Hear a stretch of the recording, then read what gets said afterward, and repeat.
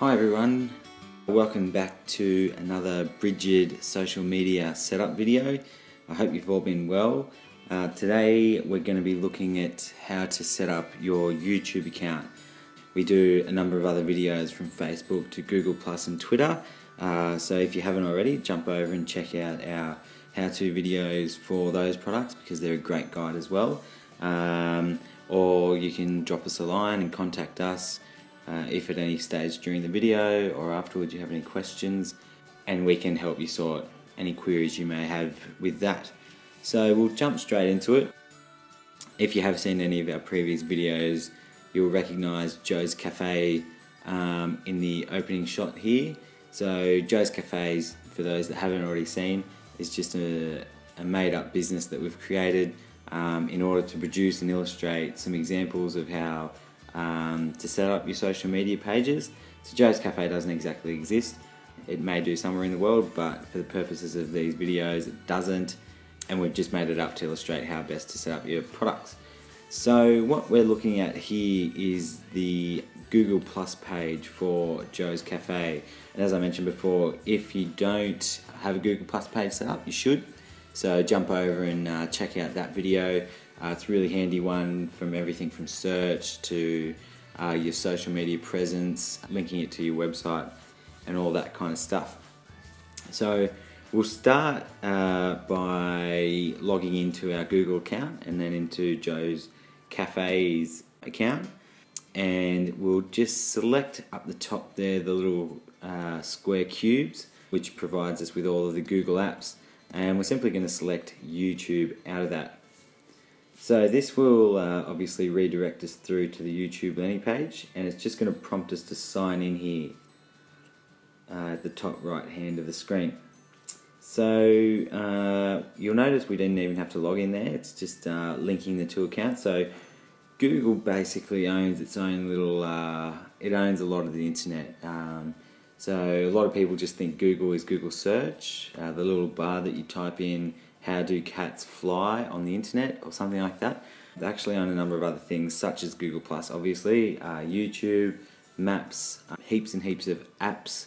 They own the interface on Android mobiles, plenty of other things like that. So they're a lot bigger than one might commonly think, and part of that's YouTube. So by having a Google Plus account already set up and then your Google My Business page, you can easily just use that to then sign into YouTube, which is what we've just done there. So Joe's Cafe now has a YouTube account, but there are a few more things that we need to do in order to get that preparation done for a business. So we're just going to select My Channels on the left here. If you scroll under, you'll see it underneath what to watch, My Channel, My Subscriptions, so on. We're just going to select My Channel. So here it's going to ask us how we want to use YouTube. As I mentioned, if you sign up and you've got yourself a Gmail account, a personal Gmail account, or you've got yourself a personal Google Plus page, of which you need a personal Google Plus page to create your Google My Business page, but like I said, more on that in the Google My Business video. You can select here with which account you want to use YouTube as. So we are just going to go ahead and select Joe's Cafe and click OK. So we're just going to go ahead and select to use a business or other name, click here. So that's just having a think about it there, and it's recognised that Joe's Cafe is the name of the business. You've got your home page where you've got a news feed of everything about you and about the videos you like and the videos you watch and the videos you post. So similar to that, you can add your artwork as a bit of a background image. It's important here to choose the correct type of artwork. We discuss it a bit more on probably Google Plus and Facebook because those visual elements are a bit more important in those sites. But it's also very important for YouTube because the background image is it's an opportunity to engage with the audience. So having bright colours, contrasting shapes, a short, sharp call to action are all really important in your YouTube background photo. So take some time to explore photographs you have, maybe go out, take some new ones, or get a graphic designer to design you some artwork that really speaks to your business, and is also something that you can carry across and share across your different social platforms and your websites, because you want to create that familiarity. You don't want people to land on your YouTube page and think, oh, is that the same business I was just looking at on Facebook? I'm not sure, because everything looks different. So it's really important to actually give some consideration to maybe it's certain colours you want to carry across. Your logo's a no-brainer, but you need to go a bit beyond that, because never underestimate how little attention consumers are paying when they're browsing.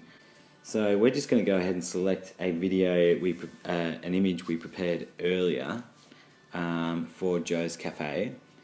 Because Joe's Cafe, we like to offer fresh food and obviously coffees, because we're a cafe. So those three things combined, plus a pine cone, because we have a very rustic, authentic feel in our cafe, really encapsulate what it means to be at Joe's Cafe, and hence that's the picture we have chosen. So a great thing here that YouTube does is it shows what your image is going to look like across different platforms. An important thing to think about YouTube these days is it's not just a destination on the internet that you go to browse on your desktop. It's something people are looking at more and more on their phone. It's something that's shared across millions of websites, social media, pops up everywhere. So you can't just think people will only ever see your videos and your artwork when they're on their computer. So if you're setting this up on your computer, it's not going to look like what it does now everywhere. People can also access YouTube on TV now. YouTube are actually trying to push themselves in the market as an alternative to TV. So rather than turning on Channel 7, you'd turn on YouTube and you'd watch some entertainment there. And paying for that, commissioning some high quality entertainment to go on YouTube exclusively, kind of like Netflix or Stan is. YouTube are also trying to play in that space. So the image you upload here is the image that will be served across all of those. So there it is there. We've got our Joe's Cafe background picture and our Joe's Cafe logo, which has just been pulled across from our Google Plus page. So looking at the actual interface itself, you can see that underneath the YouTube account's name, Joe's Cafe, we have home, videos, playlists, channels, discussion about in the little magnifying glass, which is a search function. And then underneath all that, you've got share your thoughts. So like you'd write a status on any other social media, you can also post a status here. Perhaps you saw a really good video of someone else making great coffee over in America and you want to share that with your audience. You can do that here. So each tab is pretty self-explanatory. Home tab is just what you see when you when you log in and you're on your home page. It'll show things like your news feed, so if you follow certain channels yourself, or you've liked certain videos or subscribed to different video postings, you'll start to see that filter through in your home page. If you select video, you'll see this channel has no videos. That's because we haven't added any yet. So this is where you would go to upload new videos that you've recorded or produced that you want to share out across your networks. If you don't want to go to videos and you just want to upload straight away, there's also the option up the top right hand of the corner next to the little bell. The little bell, by the way, is your notifications, and this goes across all of, maybe you've got a few subscriptions on YouTube and things like that. Before we get into uploading though, we would recommend that we describe our channel to our audience. We get a bit of the legwork done first. So describing your channel, like the little hover over says, it lets viewers know what your channel's all about. And this is where we can add a description of Joe's Cafe. So the describe your channel will appear in the about section of your YouTube channel, which as I mentioned before, underneath the Joe's Cafe heading, you've got your different tabs: home, videos, playlists, channels, discussion, about. About is obviously the about section where your description will appear. And that's something you want to do.